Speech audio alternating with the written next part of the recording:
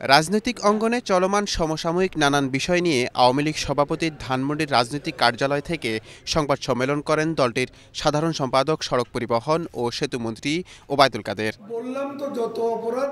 বিএনপির প্রধান নেতাই দুর্নীতিগ্রস্ত আখ্যা দিয়ে এ সময় তিনি বলেন, তারা কিভাবে জনগণের কল্যাণে কাজ করবে।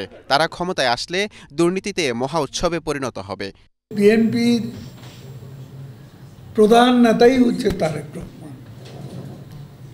এখন এই দণ্ডপ্রাপ্ত চিহ্নিত অপরাধী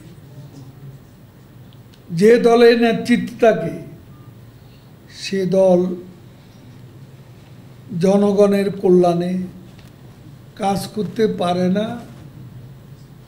এবং সেই দলের জনগণের কাছে বিশ্বাসযোগ্যতার প্রমাণ রাখতে পারে না। সরকার সাবেক আইজিপিকে বিদেশে পাঠিয়ে দিয়েছে বিএনপির মহাসচিবের এমন বক্তব্যের জবাবও দেন আওয়ামী লীগ সাধারণ সম্পাদক। ফখরুলের কাছে আমি জানতে চাই, সরকারের কারা গিয়ে তাকে তুলে দিয়েছে, কারা তুলে দিয়েছে, কোন অথরিটি তাকে তুলে দিয়েছে বলুন। অন্ধকারে ডিল ছুড়লে হবে না। ৭৫ পরবর্তীকালে কোনো সরকার দুর্নীতিবাজদের বিরুদ্ধে ব্যবস্থা নেওয়ার সৎসাহস দেখাতে পারেনি জানিয়ে ওবায়দুল কাদের বলেন, যত বড় অপরাধীই হোক কাউকে ছাড় দেবে না প্রধানমন্ত্রী। সৎসাহস দেখাতে পারেনি শেখ হাসিনা সরকার, সেটা দেখিয়েছে। নূর মোহাম্মদ ভূঁইয়া, এশিয়ান টেলিভিশন, ঢাকা।